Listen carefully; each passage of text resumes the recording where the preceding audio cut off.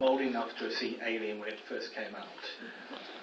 And can I say before, Dan, don't worry, my brief is 5 minutes and get off.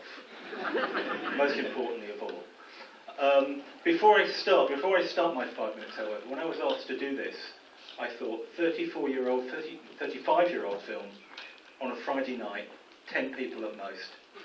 Can I say this turnout has restored my faith in cinema audiences. Thank you for turning out. It's brilliant.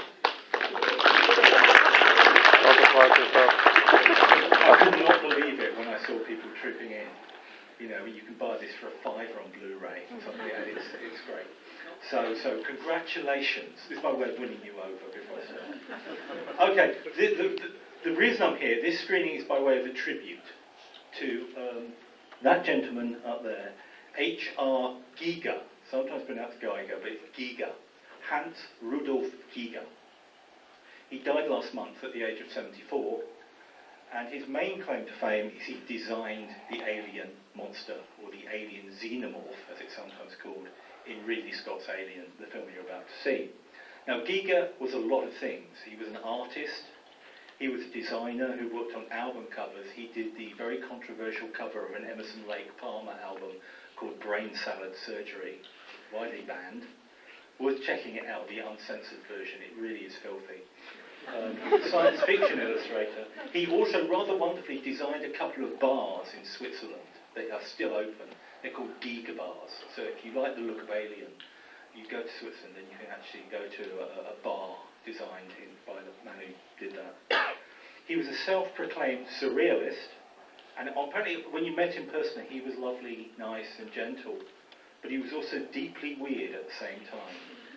Very introspective, with a morbid fear of everything. He used to have nightmares every night, apparently. He had night terrors, which means, if you know how to, you wake up screaming. And he'd have a notepad at the side of his bed to actually write down what had woken him up screaming. So he's perfect for horror cinema. He was designed for horror cinema. And when Ridley Scott, the director of Aliens, when he was in pre-production of the film, he saw Giger's book, Necronomicon, which is an extraordinary book you can still get hold of, and it kind of hired him on the spot to design the Alien and the Alien spacecraft. And if you ever get the chance to see Necronomicon, you'll immediately see all sorts of connections between book and film. Both blur distinctions between the biological and the mechanical. I mean, in this film, you know, the alien at one point is mistaken for a control panel. That's how mechanical it looks. And I think you've seen the director's cut. And the first time you see the fully formed alien in the director's cut, if you know what it's like, you'll spot it immediately. But if you don't know what it looks like, it'll look like a machine. You can't see it. It's extraordinary. Well, you might want to watch out for that if you only know the original version rather than the director's cut. There's a fascination in both the book and the film with weirdly shaped heads, elongated heads. And if the alien, I mean, obviously the alien, if you've seen the film, goes through various stages of development, but in its final form, it's got this horrible head. That's the most disturbing part about it. It's a huge head. If you think about it, it's too big for the body. And when you look at it, it's not immediately clear what's the front bit and what's the back bit. It's a head that has no face, so far as one can see, so it is not capable of emotional expression at all. All it has is teeth. Lots of teeth. Far more teeth than are necessary for whatever function you can think of, no matter how evil or destructive. So basically, it's a head with teeth and no face. And to top it all, it's dripping with primordial slime. So all you get is this terrifying, drippy blankness and a lot of teeth. It's a creature that's profoundly wrong in so many ways, and it comes directly out of the unconscious, I think. You only get brief glimpses of it in Alien, partly for atmospheric purposes, partly because this is not a big budget movie, although it looks it, and Ridley Scott knew all he had was a man in a monster suit. But even when you actually see it more clearly in later films, you know, with the aid of computer-generated imagery and animatronics, it still looks horrible. It's not like the shark in Jaws. Once you see the shark in Jaws, you can tell it's a model. Whenever you bring this alien out into the light, it just looks worse. In this regard, I think it's indestructible as a concept or as a design.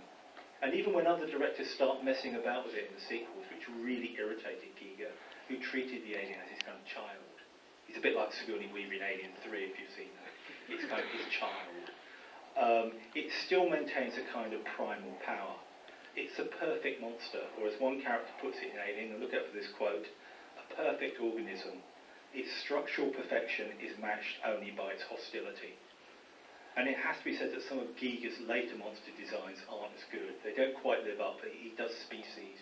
He also does Poltergeist 2, most people forget that one. But this is the main one.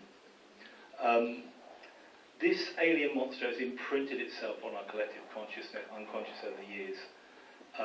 It's one of the classic monsters. It's one of the most ferocious of all monsters, and it is primarily the inspired vision of this man, H.R. Giger, from Switzerland, of all places. I want to end with a quote.